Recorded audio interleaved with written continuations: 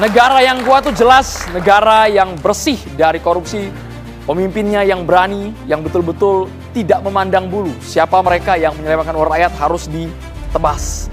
Kami akan membahasnya lebih lengkap bersama dengan sejumlah narasumber. Saya akan perkenalkan satu persatu. Saya minta tolong Bapak-Bapak dan juga Prof.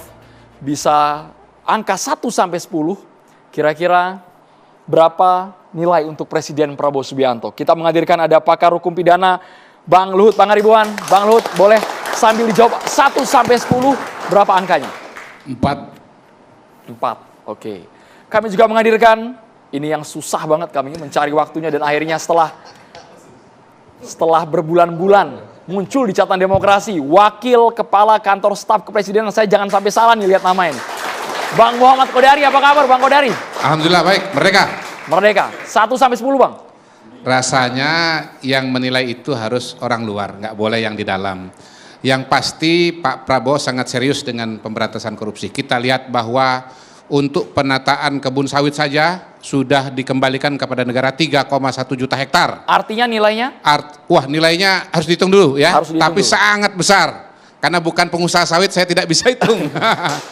Kemudian ya orang-orang yang selama ini dianggap terlibat dalam tata niaga minyak misalnya, Riza Khalid sudah dinyatakan sebagai tersangka. Kemudian juga kemarin ada recovery dari Kejaksaan Agung ya untuk aset recovery 6,7 triliun ya. Kemudian dari KPK 7 triliun ya. Kita baru kemudian dulu, dari Bang. Tata Niaga Bang Pertamina Kodari langsung dibelejetin datanya, dikeluarin semua datanya ini ya. Kan diminta memberikan penilaian. Saya kasih angka saja, biarlah publik yang menilai. Begitu kira-kira.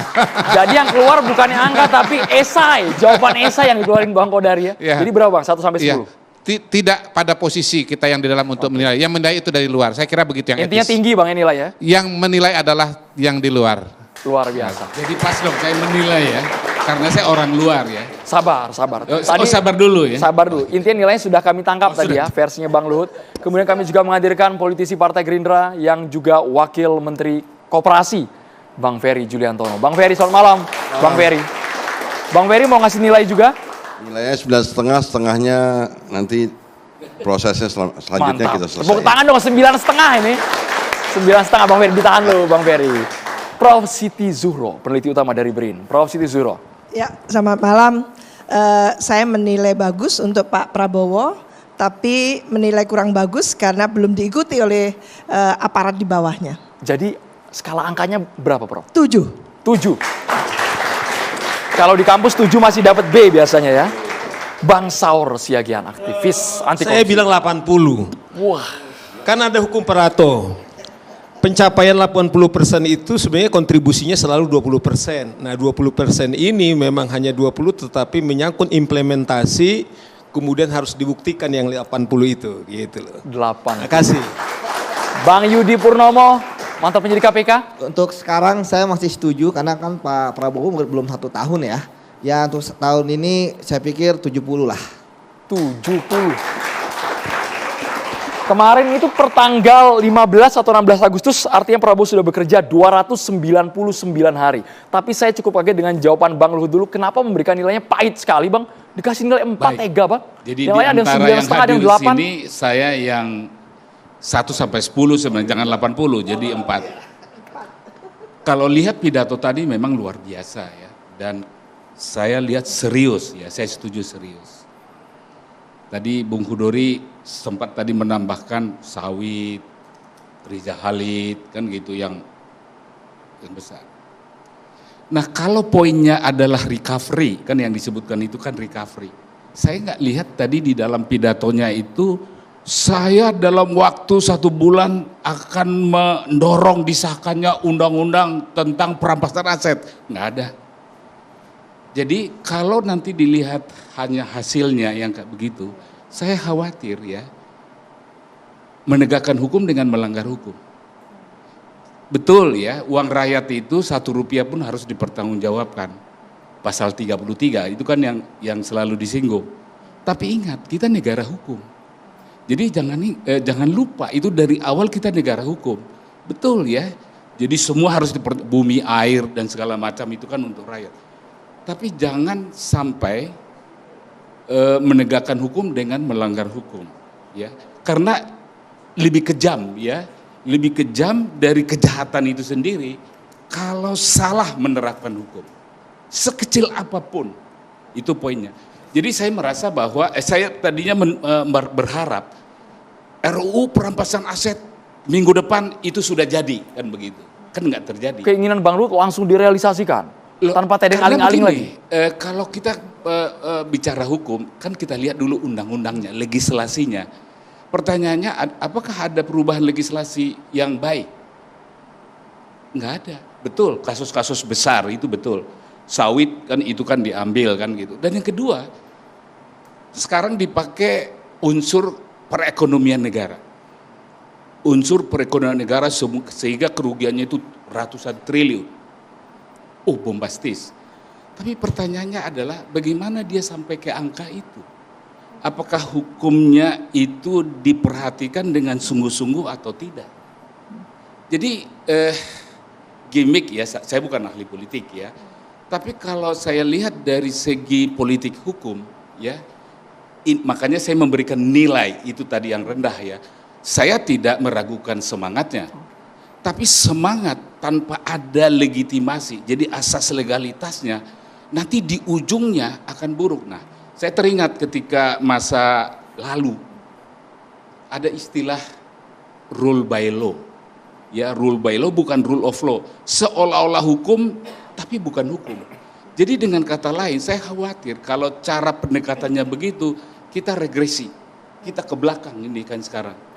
Di mana hukum itu dipandang sebagai ya alat kekuasaan. Ini belum setahun, Bang Kodari harus ditanggapi alat dulu. Kekuasaan. Nah itu yang perlu saya ingatkan. Semangat aja nggak cukup, spirit of the law. Ketika law sudah ada, nggak ada lagi spirit of the law. Law-nya yang harus di-enforce. Nah jadi itu yang saya khawatirkan. Dan ini bisa berakibat yang sangat serius. Ada dalam studi sistem peradilan pidana disebut judicial caprice. Jadi orang tidak percaya seketika. Justru karena pendekatan hukumnya itu tidak benar. Namanya judicial caprice ya. Itu studi-studi dalam sistem peradilan pidana. Nah, saya khawatir ke arah situ.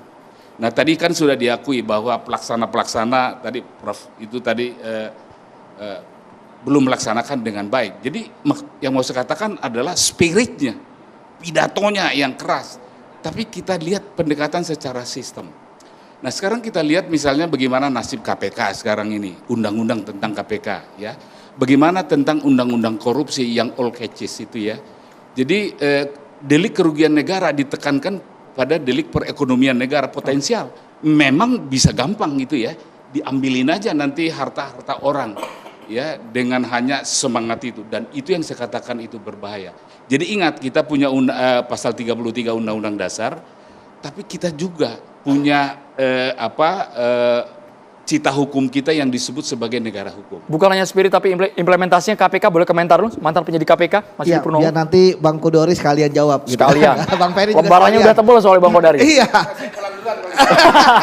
jangan Bang. Ini yang menarik ya. Saya selama menjadi aktivis anti korupsi, bahkan pernah jadi penyidik, tidak pernah ada presiden yang berpidato segamblang Pak Prabowo dan sering. Belum pernah ada. Ya. Mulai dari pelantikannya. Ya. Bahkan kita tahu misalnya mengejar sampai Antartika. Ya, kemudian membangun penjara di tempat terkecil. Ya.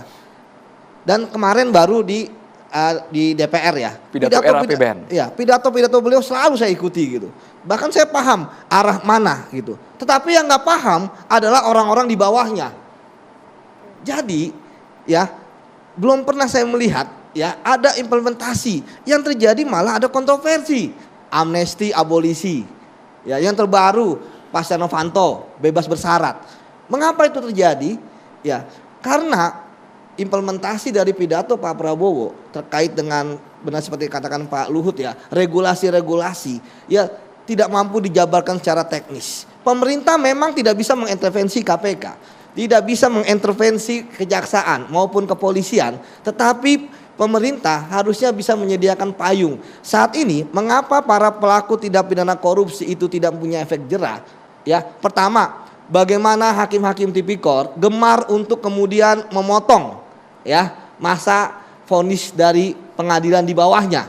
Jadi kalau di tempat lain potong leher, potong tangan, di kita potong tahanan, gitu kan? Itu yang pertama. Kemudian yang kedua, bagaimana ya pembebasan bersyarat ya yang harusnya limitatif kemudian dicabut oleh MA PP 99 tahun 2011 sehingga ya para pelaku tindak pidana korupsi yang tidak mendapatkan JC itu bisa dapat PB dan remisi.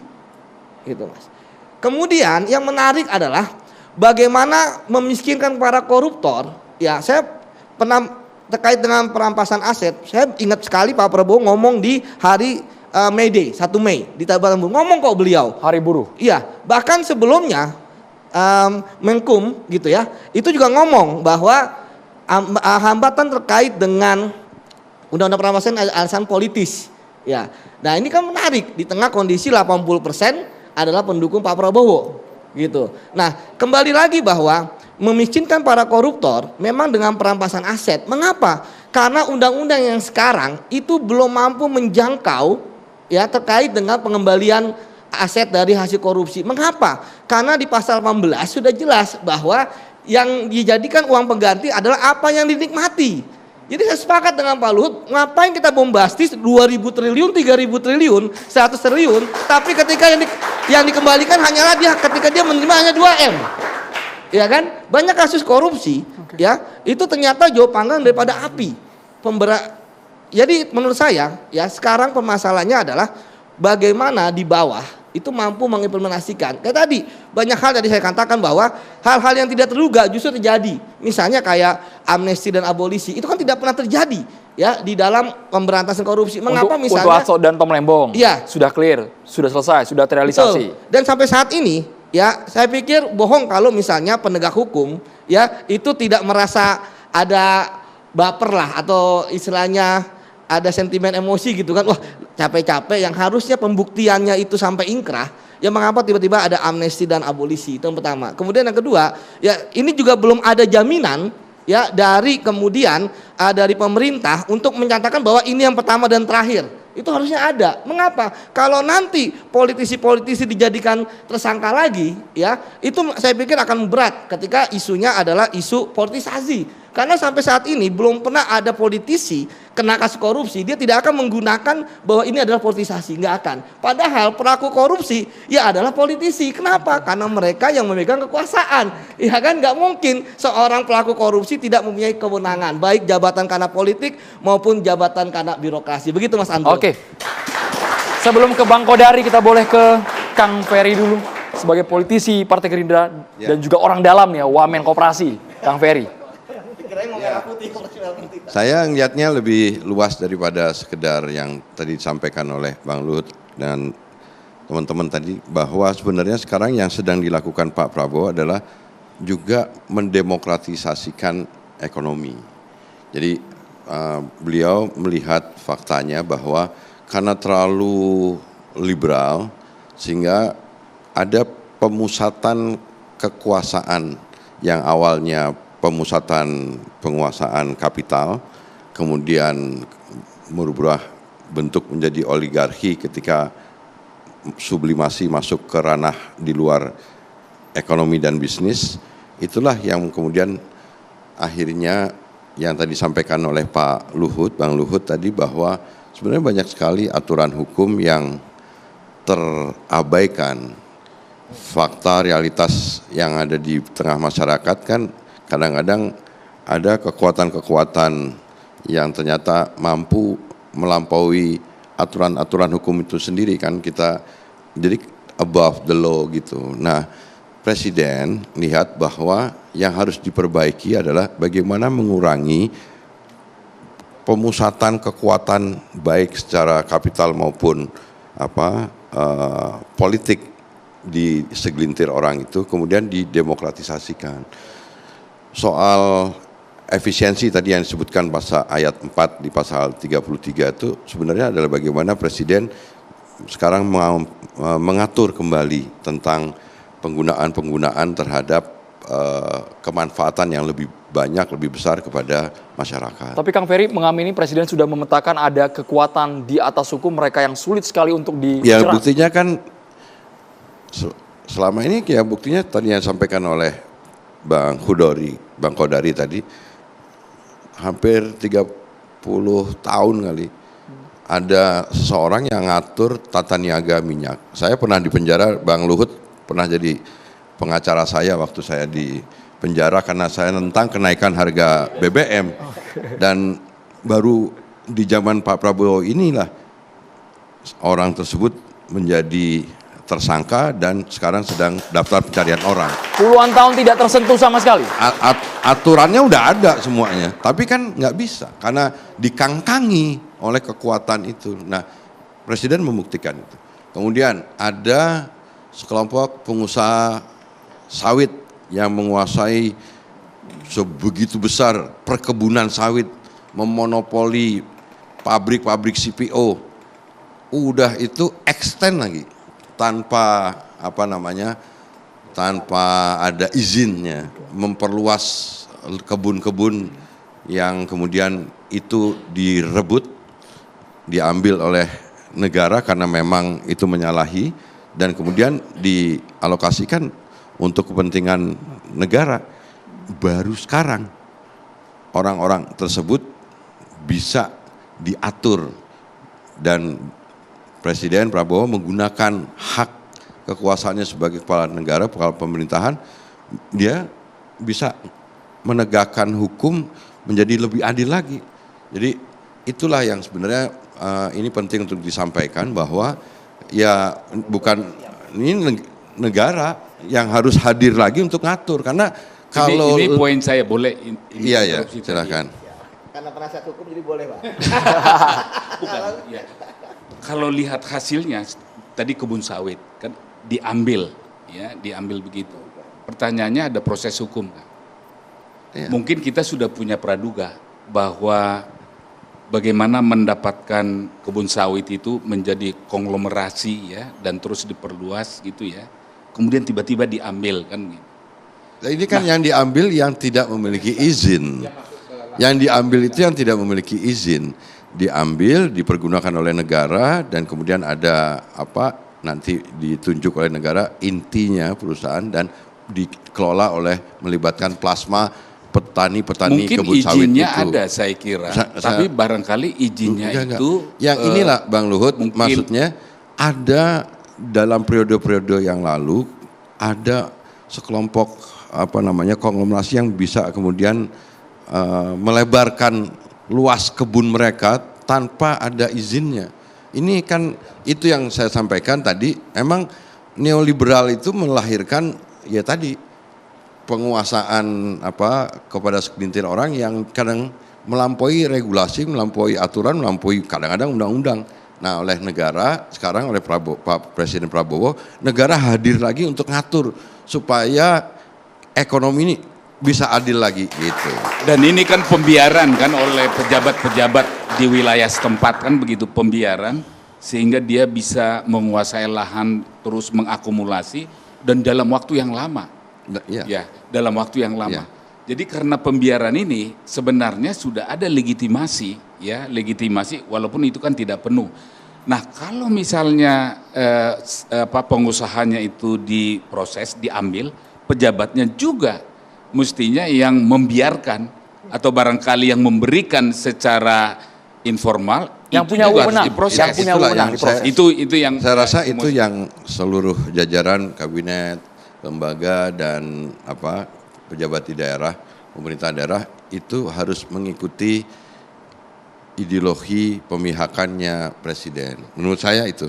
Tapi yang lebih penting saya kira tapi luar biasa, soal sekarang Pak Presiden misalkan ada korupsi yang tidak terasa adalah soal validitas data dan kesimpangsiuran data. Presiden hari-hari ini sedang membangun sebuah penyatuan sistem data nasional agar apa? Agar tidak terjadi tanda kutip korupsi yang tidak kelihatan itu, padahal itu sebenarnya merugikan penerima manfaat yang artinya notabene di sini masyarakat luas. Kedua, Presiden ingin menghapuskan yang namanya praktek rentenir, praktek tengkulak, praktek pinjaman online. Itu praktek-praktek yang nggak pernah dibicarakan oleh elit dan sekarang oleh presiden itu diselesaikan karena itu yang penting, itu yang dirasakan oleh rakyat. Jadi bukan ngomongin soal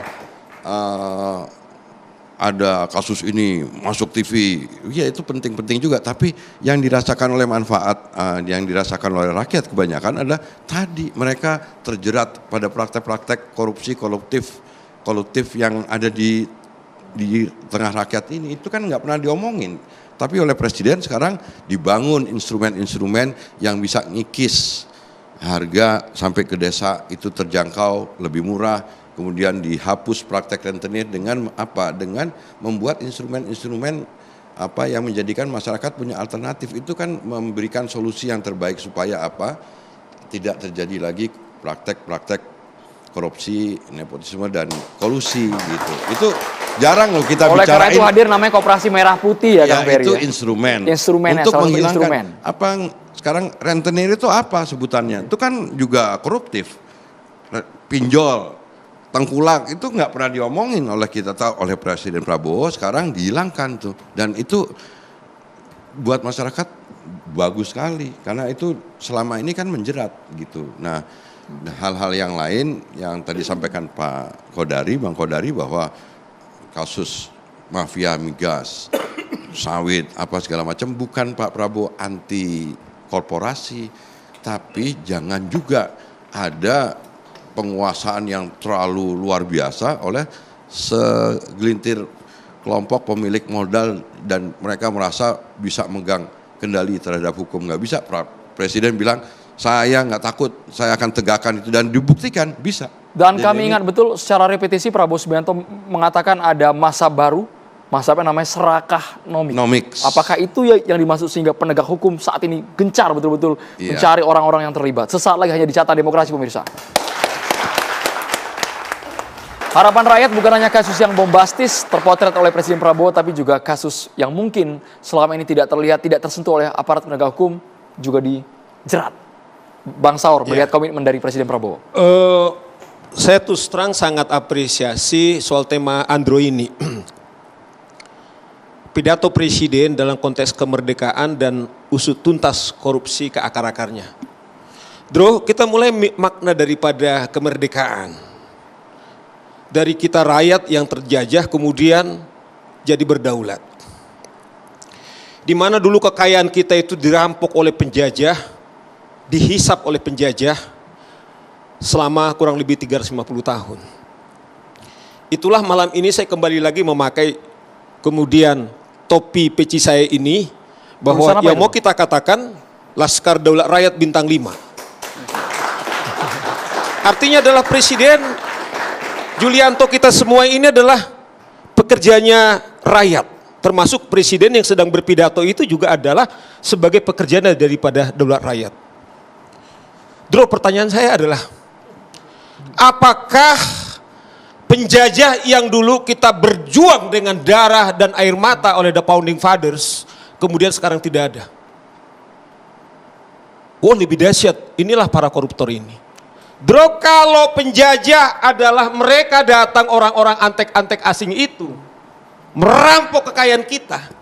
Tetapi bajingan ini, bro, mampu dia uang sekolah rakyat, membangun BTS di daerah terluar, inilah yang dibancak. Oleh karena itu menurut saya adalah dalam makna katakanlah kemerdekaan, yang ini harus disikat. Makanya di pembukaan, bro, dikatakan, saya baca ini. Pembukaan alinea 1 mengatakan bahwa sesungguhnya kemerdekaan itu ialah hak segala bangsa. Dan oleh sebab itu, maka penjajahan di atas dunia ini harus dihapuskan karena tidak sesuai dengan keuri kemanusiaan dan perikeadilan. Coba bayangkan, bro, ada korupsi sekian triliun. Artinya adalah sesungguhnya adalah apa yang dikatakan oleh Presiden itu kemudian adalah sudah jelas bahwa betul secara fisik kita merdeka, tapi secara substansial kita kemudian ada penjajah yang baru. Nah, oleh karena itu saya minta ini karena pidato Presiden mengatakan, saya bilangkan 80-20, Yul. Yang hukum Parato, kalau yang 20 ini tidak dilaksanakan nggak ada 80. Oleh karena itu kita minta ini kejaksaan, polisi, KPK. Presiden mengatakan Ada jenderal-jenderal yang membikengi Tambang. Yul, adalah ilegal Tambang. apa namanya itu? Tambang. Tambang-tambang. Bukan sekedar ilegal tambang-tambang. Ada jenderal junior. Nah, saya minta ini Puspom TNI ini, kalau Anda tidak penjajah, Anda harus tunduk kepada presiden. Sekarang adalah yang 20% itu, Bro. Adakah besok kita dengarkan Puspom? Karena terang benderang presiden menyebut adalah tentara aktif, jenderal senior. Artinya nggak mungkin kaleng-kaleng. Data sudah di tangan ini. Berarti presiden kan tidak bilang saya lama di pemerintahan. Nah, oleh karena itu, Bro, supaya yang 20% ini, supaya jangan sampai disebut omon-omon, saya bayangkan nanti kalau ada jaksa kemudian berkoordinasi dengan Puspom menangkap itu dalam 1 minggu ini kepada siapa jenderal-jenderal, yang bahasa saya, siapa penjajah-penjajah itu, Bro, karena dialah penghisap rakyat. Kalau tidak, Bro, saya mengatakan bahwa Anda akan mengatakan dituduh bahwa presiden ini hanya omon-omon. Tapi saya percaya itu yang saya bilang. Tetapi kan presiden tidak dia melakukan penangkapan. Kita misalnya melihat ini, polisi, jaksa, ini malah kita lihat ada polisi membuntuti daripada jaksa. Sampai sekarang ini kita tidak terlihat. Masih banyak polisi-polisi yang kita dengar, kita lihat sendiri, merampok uang masyarakat. Ada juga jaksa-jaksa yang nggak benar. Tapi kan mudah saja Bang, presiden tinggal ngasih instruksi Oleh ke penegak karena itu hukum, itu Kejagung, adalah KPK. instruksi. Menurut saya, Bro, itu adalah instruksi. Karena itu pidato di depan 280 juta rakyat Indonesia. Sekarang tidak bisa presiden menangkap langsung, yang menangkap itu KPK, yang menangkap itu jaksa, yang menangkap polisi. Sekarang apakah mereka ini tidur? Atau mereka ini dituduh juga bagian daripada, ya itu namanya, penjajah. Yang ditunggu apa lagi Bang Saur? Ya, implementasi daripada pidato presiden, bahwa itu adalah pidato yang harus dilaksanakan oleh pembantu-pembantunya ini, Bro. Kalau tidak, Bro, presiden kemudian akan dituduh lagi dia ikut menjajah kepada rakyatnya. Ingat, yang berdaulat itu adalah rakyat, dan mereka itu pekerja-kerja rakyat, Bro. Bang Kodari, komentar lu sebelum ke Prof Wiwi. Bang Kodari, disisain 20% tadi sama Bang Saur. Jadi saya kira presiden melihat dengan secara lebih menyeluruh ya. Dan dengan penjelasan dari Bang Ferry tadi saya lihat angka dari Bang Luhut ini kayaknya udah naik dari 4 ke 7 nih kayaknya. Angkanya itu. Karena jenderalnya Saur tadi belum ditangkap. Belum ditangkap. Persoalannya. Jadi kalau jenderalnya belum ditangkap, nilainya itu tidak akan berubah. Pertanyaannya kapan mau ditangkap, itu persoalannya. Dan siapa? Nah, kan sudah disebutkan tadi. Saya mau tambahkan. Ada yang aktif, ada yang pasif, kan begitu ya. Jadi mungkin kan bukan penyidik itu loh. Itulah tugas daripada. Tapi pertanyaannya betul nggak ada jenderal itu kan yang dikatakan Saur tadi itu. Betul ada jenderalnya. Kan presiden bilang, Bang, ada jenderal yang senior. Saya tidak takut kepada Anda. Ada junior jenderal-jenderal yang muda. Kamu ini harus tahu diri, jelas gitu. Jadi kita dengarkan Bung Hudori kapan mau ditangkap kan begitu ya sekarang. Dengan angka Bang Luhut yang sudah naik Jadi lainnya. kalau Bung Karno memerdekakan bangsa Indonesia dari penjajah Belanda, Pak Prabowo insya Allah memerdekakan bangsa Indonesia dari para koruptor. Ini proklamasi kedua ini Bang. Proklamasi kedua. Jadi misalnya tadi yang diceritakan oleh Bang Ferry Juliantono itu ada matematikanya Bang. Pertama yang diambil itu bukan yang dimiliki secara sah oleh para pengusaha sawit, tetapi kebun-kebun sawit yang melipir Bang ke kanan Bang, yang di luar wilayah yang sudah diberikan izinnya, konsesinya. Jadi itu diambil oleh negara. Nah, kenapa diambil alih? Ya karena memang itu sebetulnya bukan hak yang bersangkutan. Nah, ini mau dipergunakan sebesar-besar untuk kemakmuran rakyat. Tadi kan Bang Yudi nanya, berapa angkanya? Saya sempatkan untuk ngitung Bang. Kalau benar, kalau misalnya 1 hektar itu per bulan itu bisa mendapatkan keuntungan 2 juta rupiah, maka 2 juta rupiah itu dikalikan 3,1 juta hektar, itu kan 6,2 triliun 1 bulan. Kalau dikalikan 12 bulan sekitar 74 triliun. Jadi Bang, 1 tahun itu kalau hitungan saya ini benar, maka negara bisa dapat tambahan uang Bang, 74 triliun. Nah, di luar yang akan dipanen tiap bulan, yang disita oleh negara ini, kalau memang itu produktif, maka kemudian itu juga ada dendanya Pak Ferry ya. Dendanya kalau tidak salah sekitar Kalau nggak 25 salah, juta rupiah. sawit itu, 25 juta itu sawit Bang. Saya yang tambahkan diambil itu- matematika sebentar Bang. Ini kan beliau kita Bukan, kadang-kadang tapi hutan- 25 juta kali 3,1 juta hektar itu 75 juta triliun Tapi Bang. kalau sawit itu di hutan lindung, apa mau Ya. diteruskan oleh negara juga? Kalau nggak salah di hutan lindung, ya kan yang iya. Oh, ini bukan di hutan lindung. Jadi kalau di hutan lindung dihitung keuntungannya, itu kan salah lagi kan itu. Gini kan. Bang, Itu poin jadi saya. ini intinya kan begini, Presiden ini sedang melakukan penataan ya. Mana yang sebesar-besar untuk kemakmuran rakyat. Kira-kira kata kuncinya itu. Presiden ingin agar satu, bangsa kita berdaulat secara pangan, berdaulat secara energi, berdaulat secara militer, berdaulat secara ekonomi. Yang kedua, Presiden juga ingin agar kesejahteraan rakyat meningkat, terutama untuk mereka-mereka yang pada hari ini masyarakat berpenghasilan rendah. Makanya ada banyak program yang diberikan atau dibuat oleh Presiden, mulai dari perumahan, bangun perumahan, kemudian sekolah rakyat, pendidikan, MBG, cek kesehatan gratis, kemudian meningkatkan kualitas rumah sakit dari tipe D menjadi tipe C misalnya. Nah itu semua membutuhkan biaya dan dana. Dan dana itu yang akan dioptimalkan oleh Pak Presiden. Dari mana? Pertama tentu saja dengan mengurangi kebocoran-kebocoran yang selama ini ada. Makanya kemarin pidato di MPR itu ya, proklamasi kedua itu. Ini 300 miliar 300 triliun, hampir 10% dari APBN kita tahun ini itu kemudian oleh Presiden diamankan. Rawan diselewengkan. Karena itu rawan diselewengkan. Jadi itu adalah langkah paling konkret dari Pak Presiden dalam rangka menyelamatkan kekayaan negara gitu. Belum dicolong udah diamen dulu gitu loh Pak gitu. Ini ampuh bener ini. Jadi beliau ini berbicara dan bertindak pada tataran yang paling konkret gitu. Nah, kemudian balik lagi soal sawit ditertibkan Pak. Bertahun-tahun beliau tertibkan dan ini nanti menjadi sektor yang produktif untuk pendapatan penghasilan negara untuk bisa digunakan berbagai macam program yang langsung ke masyarakat gitu. Belum lagi pencegahan yang lain, soal tata niaga minyak di Pertamina ya kan. Kemudian soal tata niaga soal tambang di Bangka Belitung misalnya.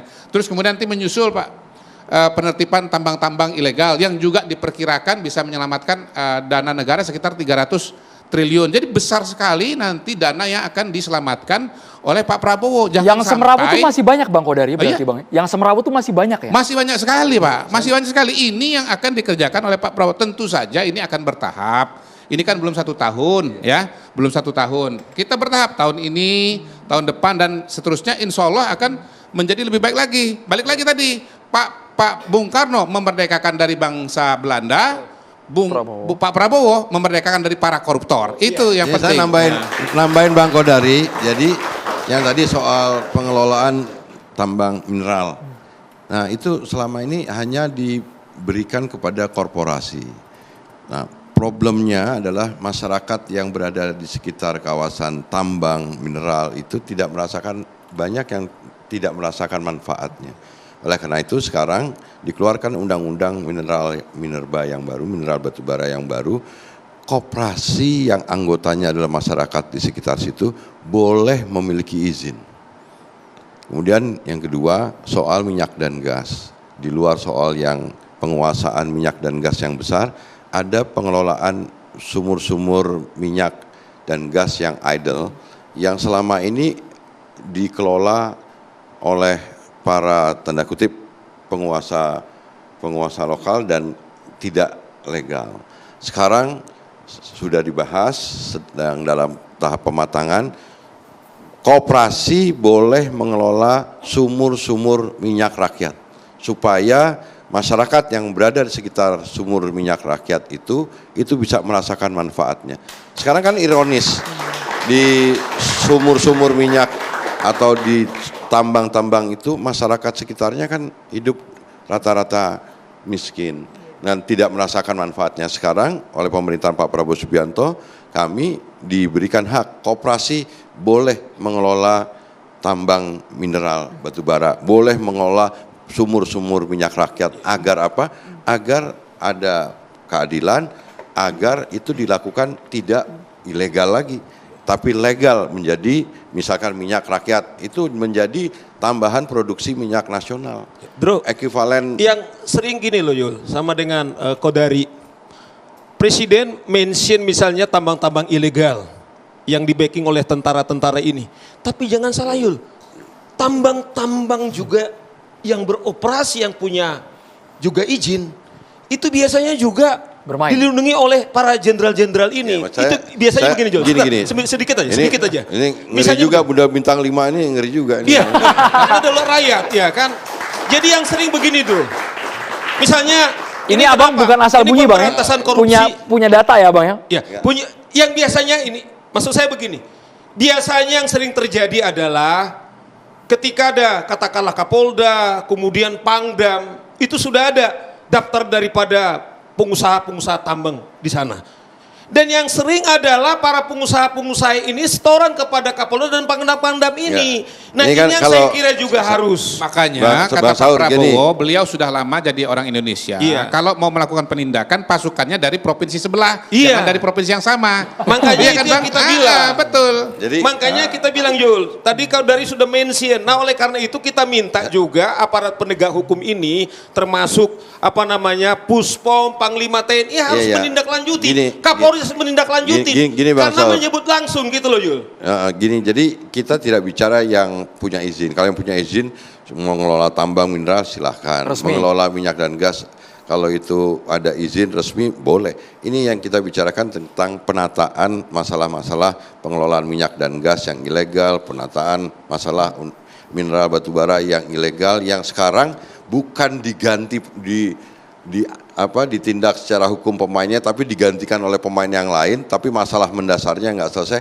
Oleh Presiden Prabowo sekarang diberikan solusi koperasi menjadi badan usaha milik rakyat yang akan menjadi instrumen menjadi kegiatannya legal dan kemanfaatannya pun juga sebaik-baiknya diberikan kepada masyarakat. Sekarang kan ironis, masyarakat yang sekitar minyak dan gas, masyarakat yang sekitar tambang-tambang mineral, kan mereka tidak merasakan manfaat dari kegiatan itu. Nah sekarang koperasi oleh Presiden diberikan hak untuk bisa mengelola itu. Itu kan menurut saya langkah sangat cerdas oleh Presiden untuk memberikan solusi, bukan hanya soal hebat-hebatan menindak hukumnya, tapi memberikan solusi. Itu justru yang sebenarnya ditunggu oleh masyarakat dan sekarang alhamdulillah Presiden Prabowo membuktikan itu. Dan sebetulnya tidak sesederhana itu juga Pak Yudi dan Bang Saur. Sebelum nanti ke Mbak Wiwi ya, harus kasih kesempatan juga loh Mbak Wiwi dari Harus, sini. Prof. Siti Zuro nanti porsinya Jadi misalnya durasi seperti besar. sumur minyak masyarakat, itu sebetulnya pemerintah sudah sangat luar biasa ketika memberikan kesempatan. Karena dari aspek penataan dan aspek keselamatan, itu sebetulnya risikonya tidak mudah Pak. Kalau misalnya nanti ini dipercayakan kepada pemerintah atau kepada Pertamina, maka effort yang dikeluarkan oleh Pertamina atau pemerintah untuk bisa mengawal program sumur rakyat ini juga luar biasa. Karena sesungguhnya kegiatan penambangan minyak itu adalah kegiatan penambangan yang sangat penuh dengan kehati-hatian dan faktor sekuritasnya sangat tinggi gitu. Jadi sebetulnya sih nggak gampang-gampang ini Pak Yudi, Pak Saur, untuk memberikan kesempatan kepada rakyat kecil. Jadi pembelaan Pak Prabowo kepada rakyat kecil itu luar biasa Pak. Dengan sumur-sumur ini diberikan kesempatan untuk produksi. Dan saya bisa mengatakan ini karena saya adalah komisaris di Pertamina Hulu Energi. Sama-sama komisaris Bang. Loh, ini kan ada Ini manfaatnya terbuka kan. ya, Kita Bang di Kodari dalam- terbuka ya. Jadi kita kalau bicara mengenai program pembangunan itu kita nggak bisa hanya melihat dari satu sisi. Sisinya banyak sekali. Ada sisi ekonomi, sisi hukum, Nah. sisi sosial, termasuk juga sisi teknis dan keamanan. Nah. Kan ini enak. Bang, kami Nah, sudah boleh Bang. Komisaris dulu ya, baru kita tahu ya. Ditugaskan Bang. Oh, udah Ditugaskan. keren. Saya nggak pernah tahu Saya pikir ditugaskan sih di mana. kalau kita Tahu-tahu ada tugas itu. Begitu Bang, sudah ditugaskan. kami sudah jadi tahu ini duduk mendapatkan banyak persoalannya. jawaban Bang ya. Iya. Kayak paham lah, yang sumber minyak itu luar biasa Bang. Daripada rakyat-rakyat ilegal, banyak kebocoran, banyak kecelakaan, legalkan, jual ke Pertamina gitu kan. Tapi yang menarik Bang, jadi jawaban-jawaban saya. Dan terus terang saya lanjutin sedikit ya. Sebentar, Bang. Sebetulnya kalau secara nominal volume minyak itu tidak terlalu signifikan. Tapi bagi kebutuhan mereka- Bang Kodari udah ngelotok beresiko banget nih, setelah jadi beresiko. komisaris Jadi ngelotok kan banget nanti Pak ilmunya. Kodari enggak, saya mengatakan apa adanya. Kalau kita bicara target 1 juta, bicara produksi Pertamina 400.000, yang dihasilkan oleh minyak rakyat itu nggak terlalu besar sebenarnya. Itu tetapi karena rasa bela angkanya rakyatnya Pak Prabowo, ekivalen dengan 20.000 barel per hari. Makanya Pak Prabowo itu dalam tanda kutip ya berkorban gitu loh, memberikan kesempatan. Tentu bagaimana manajemennya nanti lebih kurangnya kita akan lihat lah. Bang Yudi singkat Bang poinnya. Masalahnya Bang, dulu kepada itu sudah diberikan. Setelah ini saya berikan kesempatan kepada Pak Yudi. saya masalahnya Bang, jawaban Abang berdua itu saya belum ketemu jawaban saya itu kayak apa Bang. Pertama, undang-undang perampasan aset, ya kan? Ada nggak day to day-nya apa yang dilakukan? 1 tahun pertama kah targetnya? Apakah 2 tahun pertama? Itu yang pertama. Kemudian yang kedua, ya terkait dengan fenomena kemarin amnesti dan abolisi Bang. Saya ingin ada statement bahwa kemarin itu yang terakhir, yang pertama dan terakhir, nggak ada lagi ke depannya, sehingga kemudian penegak hukum ya udah nggak lagi khawatir bahwa ketika mereka menangani kasus korupsi ya itu akan akan tiba-tiba baru PN1 baru PT banding tiba-tiba ada abolisi, tiba-tiba ada amnesti. Tidak menunggu inkrah. Iya, belum inkrah gitu kan. Kemudian yang ketiga Bang, terkait dengan fenomena banyaknya para koruptor yang bebas bersyarat ya, dengan memenuhi syarat yang sangat normatif ya, kelakuan baik. Saya nggak pernah menemukan ada koruptor itu kelakuannya itu bejat gitu kan, hal-hal yang buruk lah gitu kan, seperti kriminal-kriminal blue collar gitu kan, namanya kan white collar. Jadi pasti kelakuan baik. Ini yang menarik yang harus dilakukan oleh pemerintah Bang, bahwa ketika sekarang koruptor dapat pembebasan bersyarat, maka di otak mereka tidak menghitung 20 tahun, 15 tahun vonis hakim. Poin keempat, Bang Yudi, poin keempat kita harus jeda dulu. Kita akan berikan suara kepada Prof. Siti Zuhro. Sesaat lagi hanya di catatan. Tapi udah itu Bang ya.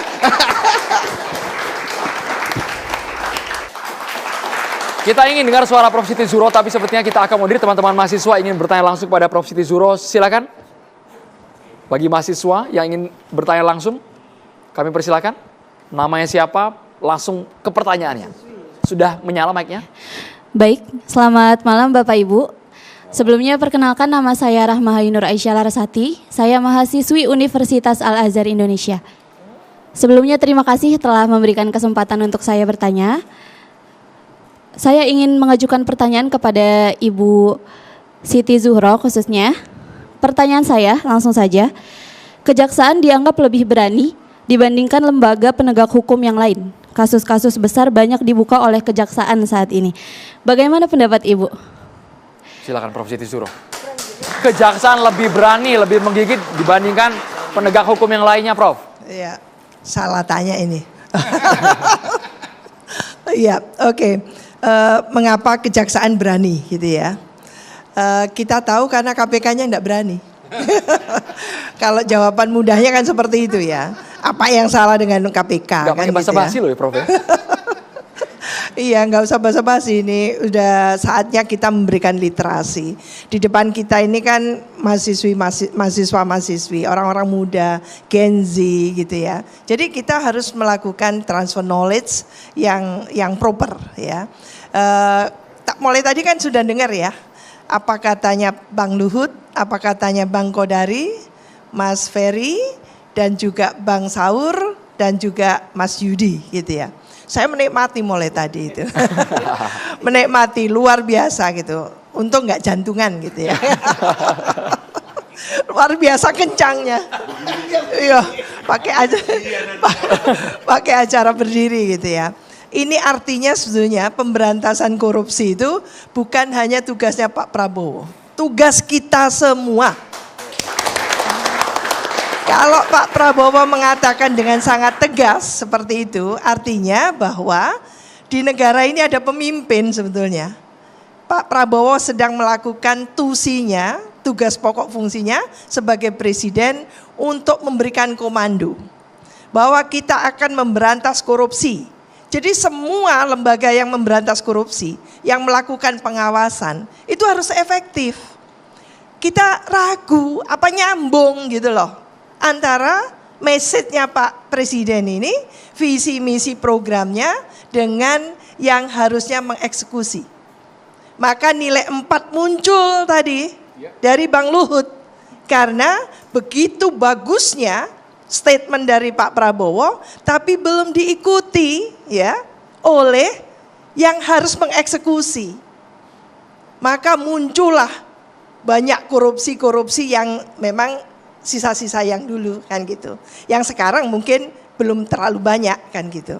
Nah ini yang harus kita dorong sebagai mahasiswa, sebagai civil society untuk mengatakan itu. Jangan diserahkan hanya ke Pak Prabowo saja. Kita semua harus ikut memberantas korupsi.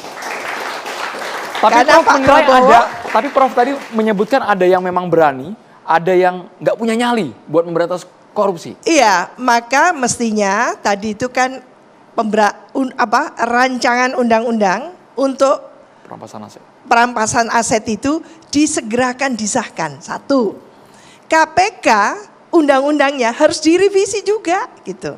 Maka ada instruksi lah paling tidak gitu ya. Kita kan sudah memintakan terus civil society, tapi belum goal gitu ya.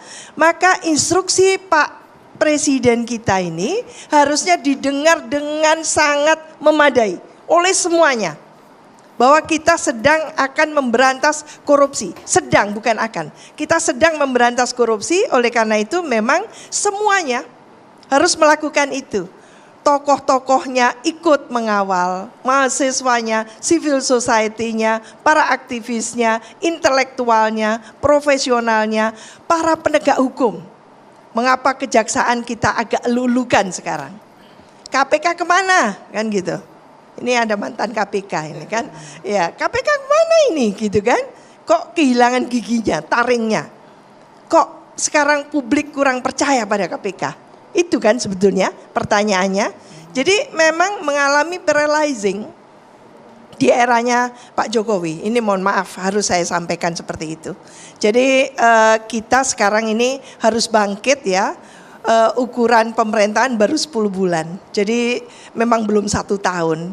Apa yang disampaikan oleh Pak Prabowo itu luar biasa sudah. Sangat luar biasa. Kita tidak pernah mendengarkan ada presiden setajam ini mengatakan tentang pemberantasan korupsi. Itu. Ini bukan karena dekat Mas Ferry gitu ya.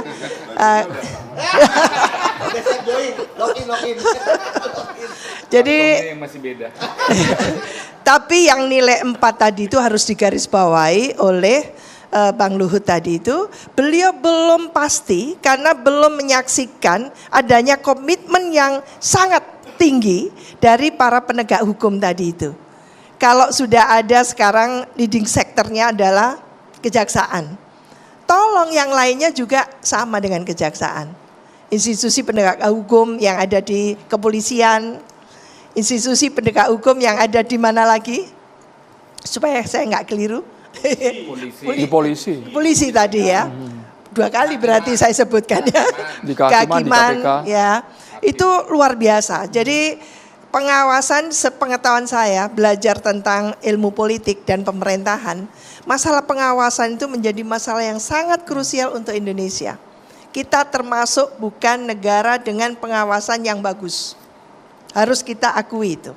Karena korupsi dari waktu ke waktu selalu kita bahas dan semakin marak begitu kita saksikan ya dari rezim ke rezim khususnya ketika pemilu. Maka ini yang menjadikan pekerjaan rumah kita bahwa ke depan ya saat ini dan ke depan kita memang harus memberantas korupsi secara tentu gitu ya dengan komitmen tinggi. Tentu ketika kita berbicara korupsi ya. Tapi Prof Siti Zuro seperti ini. Prof Siti Zuro yakin Prabowo punya nyali meskipun mungkin kita bukan berandai-andai tapi ketika ada orang dekat berada di lingkaran elit, di lingkaran. Kan sudah disampaikan. Saya tidak peduli apakah itu terjadi pada kader Gerindra. Saya tidak akan bela. Wah gitu kan. Itu saya catat itu. Jadi Pak Prabowo ini sudah mempertaruhkan reputasinya, mempertaruhkan otoritasnya dan tentu legitimasinya. Karena kalau 1 tahun setelah 1 tahun hanya begini gitu ya, ternyata tidak diikuti oleh semua aparatnya yang harus mengikuti, menurut saya akan ada ketidakpercayaan publik. Maka public distrust akan meningkat. Saat ini mungkin orang masih nunggu, belum 10 bulan. Kami itu masih nunggu sebetulnya. Kan biasanya kita kritis sekali loh. itu. Tapi kita masih diem-diem dengan strong statementnya dari Pak Prabowo yang sangat gitu ya, pro pada pemberantasan korupsi. Karena memang roh dari atau semangat dari gerakan reformasi tahun 98 itu memberantas KKN. Dan ini yang tidak berhasil sampai saat ini. Bukan reda tapi merajalela. Ini terjadi bencana korupsi di Indonesia ini. Maka Pak Prabowo mengatakan perang terhadap korupsi. Dan ini sudah dikatakan akan dilakukan sampai ke akar-akarnya. Kalau akar tunjang gimana? Nah, kalau akarnya akar tunjang. Coba adik-adik mahasiswa ini. Ini serius sekali. Berarti yang harus dilakukan oleh Pak Prabowo berlipat ganda. Karena akarnya tunjang sudah. Akumulatif gitu ya. Semua korupsi terjadi di semua cabang kekuasaan. Baik di legislatif, eksekutif, yudikatif. Di pusat dan di daerah. Berjamaah pula kan gitu. Maka ini yang harus kita berantas bersama. Komando yang tunjukkan oleh Pak Prabowo, mari kita ikuti sampai ke daerah, sampai ke desa. Baik.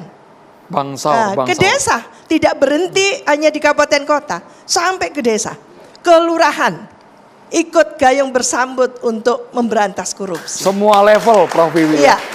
Bang Saur memang menyadari memang kejaksaan saat ini lebih bertaring daripada lembaga lainnya. Saya kira ini sejarah karena memang ada yang sangat terstruktur dan sistematis untuk melakukan pelemahan kepada KPK. Kan kita juga sudah protes, termasuk yang di samping saya ini kan juga korban daripada pelemahan daripada KPK. Orang-orang yang berintegritas kemudian dibuang sampai dengan saat ini masih mereka membentuk nama yayasan IM57. Saya bahkan merujuk daripada kawan-kawan saya ini seperti apa yang di-endorse oleh Prof. Siti Juhro. Bro, saya akan kembali memaknai karena ini adalah perayaan kemerdekaan kita. Saya harus disclaimer bahwa memang penjajah utama kita sekarang adalah para koruptor ini. Saya kira Presiden berkali-kali mengatakan, kalau memang Anda tidak taat, ya mundur gitu loh. Kita minta juga memang seperti tadi ada keinginan kita semua misalnya. Salah satu cara katakanlah memberantas korupsi ini misalnya RUU perampasan aset. Tetapi kawan-kawan tidak juga berhenti kita di sini, teman-teman mahasiswa misalnya. Saya sengaja kembali pastikan adalah kita semangat menganut ajas demokrasi, tapi dalam konteks konstitusi wajah daripada demokrasi itu adalah kita negara hukum. Maksud saya gini, Bro. Problemnya betul, presiden adalah sebagai kepala pemerintahan dan kepala negara, tetapi yang punya adalah rakyat. Dan kita minta betul juga setiap kita. Seperti mahasiswa misalnya, berani nggak dia misalnya kalaupun dia katakanlah ujian, dia tidak siap, lebih terhormat dia kemudian untuk tidak menyontek daripada nyontek. Saya kira kita mulai dari sana. Termasuk juga misalnya teman-teman di pers atau dimanapun. Ini yang saya kira yang harus kita lakukan dalam konteks merayakan bahwa kita klaim bahwa kita adalah pemilik daulat rakyat, bahwa belum semua memang kita serahkan itu kepada pemerintah. Pemerintah yang kita serahkan adalah memerintah, ke DPR itu hanya 3, membuat undang-undang, kemudian pengawasan dan budgeting. Tetapi di luar itu semua daulat itu masih kita pegang, kebebasan pers misalnya. Teman-teman tolong jaga ini. Kemudian teman-temannya Mbak Siti Juhro, kemudian para akademisi. Banyak kita lihat juga para akademisi misalnya, mereka tidak merdeka lagi. Karena apa? Telah kemudian mereka menyerah karena diancam, atau mungkin tidak dapat proyek. Maksud saya ini yang sering terjadi dalam 80 tahun kita ini, secara simbolik kita seakan-akan merdeka, tetapi secara hakikat bahkan kita kemudian menjajah diri kita sendiri. Banyak sekarang para akademisi, hanya 1-2 orang yang kita lihat seperti Siti Juhro. Banyak misalnya katakanlah teman-teman di DPR, bayangkan saat kita bicara pada saat ini, di mana warga negara Indonesia pemilik daulat rakyat itu banyak pengangguran. Teman-teman DPR misalnya meningkatkan uang tunjangannya, transportasinya gitu loh. Sementara mereka sudah mendapatkan besar, mereka tepuk tangan. Kalau dari waktu tantiem itu kemudian tidak lagi diberikan, DPR tepuk tangan mereka, tidak lagi tantiem. Tetapi ketika tunjangannya kemudian dibuat sampai detik ini, diam itu. Di mana empati mereka sebagai pemilik dolar rakyat? Bang Saur, ini boleh ya saya salah. Poin Bang Saur bagus sekali. Jadi kalau kita bersetuju membangun peradaban melalui demokrasi, maka peradaban tadi itu diekspresikan melalui tradisi baru. Jadi kalau kita tidak mumpuni untuk mengemban amanat sesuatu amanat itu, maka kita juga harus mundur, malu dan mundur. Jangan terus-menerus nunggu. Punya kesadaran itu Prof ya? Iya, jangan nunggu sampai presiden atau atasannya memberhentikan dengan tidak hormat. Ya, jangan sampai seperti itu. Jadi kira-kira sudah memang saya enggak mumpuni, saya enggak pantas, saya sudah melakukan kesalahan, ya mundur. Karena sudah diminta mundur apalagi oleh publik kan gitu. Lah mungkin budaya itu kalau dibangun sedemikian rupa melibatkan kesadaran keseluruhan masyarakat kita, maka mau tidak mau itu akan menjadi satu tradisi baru yang nanti di mana etika moral itu kita kedepankan, kita utamakan. Bukan sekedar kesadaran yang ditunggu oleh masyarakat, tapi juga pimpinan kita yang harus punya tangan besi untuk memberantas korupsi. Kami akan segera kembali sesaat lagi hanya di Catatan Demokrasi pemirsa. Tadi menarik ngobrol dengan Prof. Siti Zuhro ketika iklan, masyarakat Indonesia itu betul-betul menanti, bisa dikatakan tidak sabaran ketika sudah diucapkan Presiden, kalau bisa langsung dieksekusi juga pemberantasan korupsi. Bang Kodari. Ya saya kira yang dieksekusi sudah nggak kurang-kurang ya dari Pak Prabowo. Tadi saya sudah memberikan beberapa contoh yang konkret, bahkan sebelum diskusi ini diselenggarakan sudah dikerjakan oleh Pak Prabowo. Itu bukan polesan luar saja Bang ya? Bukan, bukan. Memang ini kan niat nyata dari Pak Prabowo. Kalau kita lihat bukunya Pak Prabowo itu bicara mengenai pentingnya untuk memberantas korupsi itu kan sangat-sangat nyata. Dan beliau sudah menyusun konsepsi mengenai hal ini dari lama sekali. Jadi saya lihat begini Bapak dan Ibu sekalian, pertama bahwa kalau kita bicara topik pada hari ini kan ada yang namanya undang-undang, tapi ada juga yang namanya kelembagaan dan personalia. Saya kira yang paling cepat dan paling konkret itu personalianya. Nah tadi teman mahasiswa kan nanya tuh, kenapa kejaksaan pada hari ini menonjol? Kalau Mbak Wiwi ngomongnya ini karena KPK-nya lambat atau lemah. Saya sebaliknya, jaksanya yang berani gitu loh. Jaksa KPK tidak berani tadi. Jaksa Agungnya berani pada hari ini. Nah bagaimana kemudian keberanian yang ada pada Jaksa Agung itu juga ditampilkan pada kepolisian, kepada kehakiman. Nah Pak Prabowo sendiri kan sudah memberikan dukungan yang luar biasa kepada hakim misalnya. Bagaimana kesejahteraan hakim ditingkatkan, gajinya naik berapa? 280%. Ya, beliau peduli sekali dengan kondisi kesejahteraan dari hakim. Tidak ingin supaya misalnya hakim kosnya itu tidak layak misalnya begitu. Jadi saya kira sudah diberikan dukungan yang konkret dari Pak Prabowo. Dan sekali lagi pada hari ini, hemat saya ya, ini pandangan pribadi ini ya. Memang kalau kita bicara institusi penegakan hukum, yang paling utama itu kan yang konvensional itu, polisi, jaksa, hakim. Kenapa KPK itu muncul? Kalau kita lihat ke belakang sejarahnya kan karena dicari jalan mutar kan sebetulnya. Karena polisi, jaksa, hakim dianggap tidak mampu berperan, sehingga muncullah yang KPK, yang paket 3-in-1 itu gitu loh. Jadi menurut saya pada hari ini kalau kejaksaannya bekerja dengan maksimal, polisi bekerja dengan maksimal, hakim kerja maksimal, ya KPK-nya mohon maaf nggak perlu lagi gitu loh. Bukan saya mengatakan saya anti KPK ya, tetapi yang benar itu kan begitu gitu loh. Nah pada hari ini gunakanlah jalur yang optimal itu, bagaimana jaksanya optimal, polisinya optimal, hakimnya juga optimal. Yang jelas Pak Prabowo ini komitmennya untuk memberantas vampir-vampir itu, saya sebut vampir ya. Vampir itu ada koruptor Pak, vampir, ya kan, ngisap darah rakyat kan. Ada juga rentenir, nginap darah petani. Ada judol, ya kan, judol, ngisap darahnya bapak-bapak dan ibu-ibu. Mafia, itu semua vampir-vampir. Saya bilang jadi itu penjajah. Itu penjajah. Saya pakai istilah nih Bang, vampirnomik. Nah ya, jadi Pak Prabowo itu pada hari ini mau memberantas vampirnomik, memerdekakan bangsa Indonesia dari para vampirnomik. Insya Allah. Bang Lut. Ini bicara korupsi ya, ketika saya mahasiswa tahun 70-an ya, 75 ya. Wah ini bisa 2 hari 2 malam nih kalau ketika mahasiswa nih Bang. Sampai sekarang ya, ini agak panjang jadinya. Bukan, Dirangkum saya mau merujuk jadi 2 menit Bang ya. Pidatonya Pak Prabowo tadi. Kalau pidatonya itu ya, komitmennya, keberpihakannya, nilainya itu 10 saya kira. Nilainya itu 10. Itu. Tadi kan saya sependapat dengan Prof. Siti Zuhro tadi kan yang mengatakan bahwa sampai hari ini pemberantasan korupsi itu belum berhasil. Belum berhasil itu kan sama dengan 4. Jadi sebenarnya kita sependapat, cuma bedanya itu kualitatif, saya kuantitatif. Yang mau saya katakan, jadi ketika kuliah hukum ekonomi pembangunan, itu Prof. Sumitro mengatakan 30% itu anggaran itu bocor. 30%. Dan Pak Mitro adalah bapaknya Presiden Prabowo. Jadi saya kira, jadi selama pemerintahan ya sebelum Pak Prabowo itu komitmen itu tidak pemberantasan korupsi itu tidak terjadi. Saya Makanya rasa kan justru terjadi Pak, ya. Bang. Jadi gini, Abang harus lihat bahwa yang sudah dilakukan oleh Presiden Prabowo dalam jangka waktu yang singkat 10 bulan adalah bahwa beliau memberikan teladan kepada kita seperti yang saya sampaikan Bu Siti.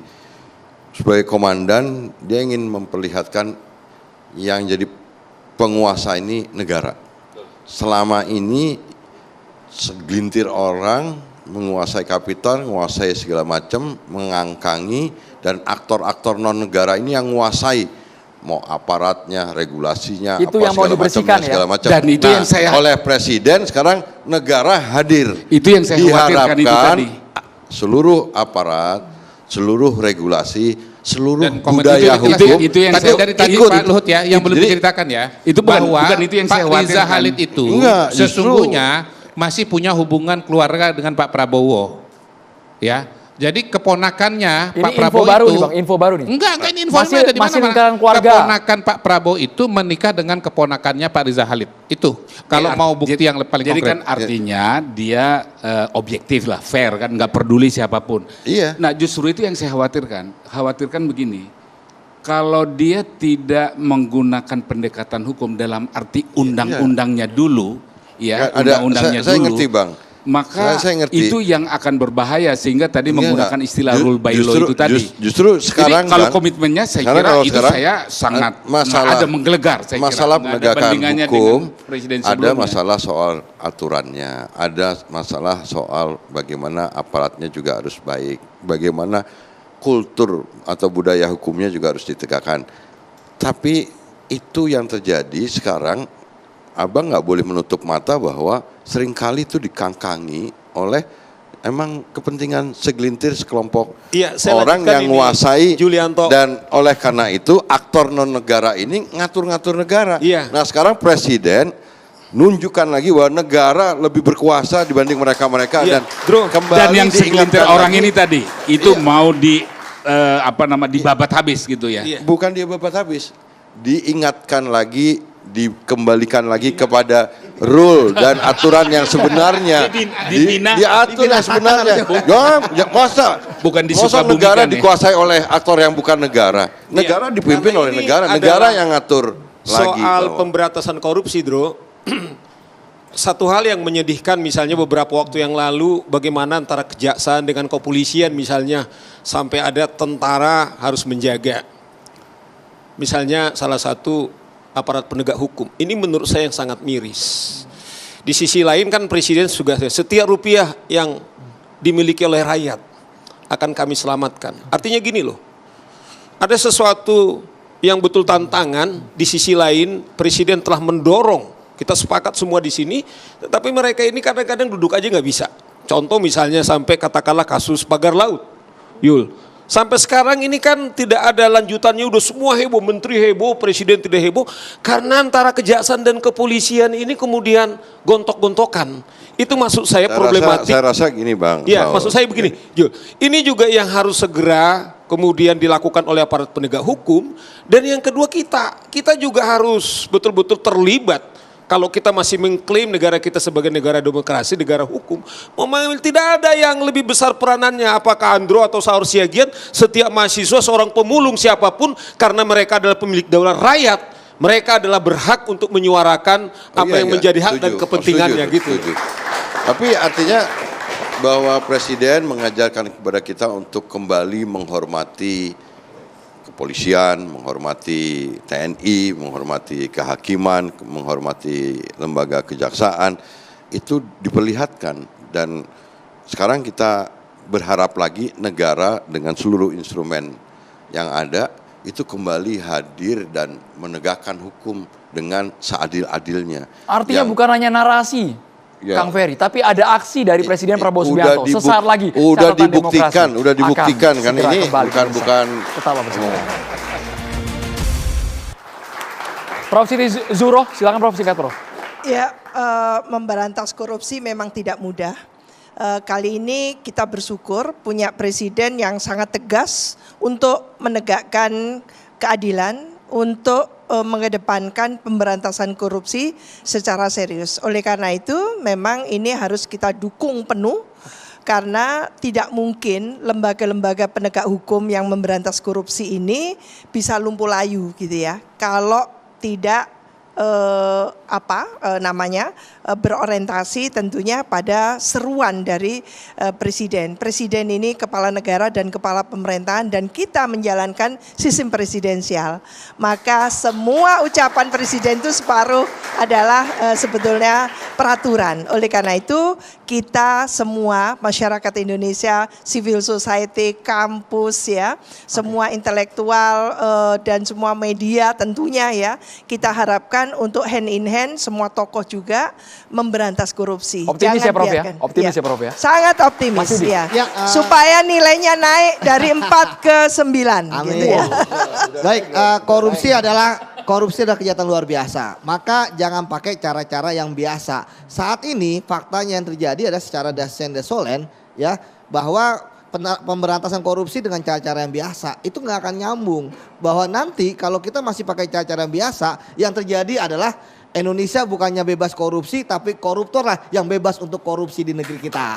Gitu. Jadi Bapak-Bapak semuanya optimis memberantas korupsi sampai ke akar-akarnya, satu kata? Optimis. Dan Pak Luhut udah naik. Gunakan mic, boleh Bang. Gunakan mic, boleh Bang. Udah. Gunakan mic-nya boleh Bang. Nah kan sampai lupa gunakan mic-nya kan? Ya kita harus optimis. Harus optimis. Artinya pidato itu harus diimplementasikan. Tapi kalau harus berhenti di pidato, nah itu yang bahaya. Baik. Poin angka udah naik. Angka sudah naik. Bang Saur, optimis Bang ya? Atau optimis. Ya, tapi partisipasi semua. Tidak hanya bisa kita kasih kepada presiden, 280 juta Indonesia harus beri teladan kepada dirinya. Baik, Itulah terima kasih kekuatan banyak Bapak-Bapak. dola. Korupsi itu bukan hanya pelanggaran hukum tapi pengkhianatan terhadap masa depan bangsa. Terima kasih banyak BHS, teman-teman mahasiswa, terima kasih banyak sudah hadir di catatan demokrasi. Luar biasa nih para wamen, para komisaris di catatan demokrasi. Berani belak-belakan malam hari ini Bang Kodari, Kang Ferry, Bang Luhut, Prof. Siti Zuhro, Bang Saur, Bang Yudi Purnomo, saya Andro Beda Merkuri. Selamat malam, terima kasih. Sampai jumpa.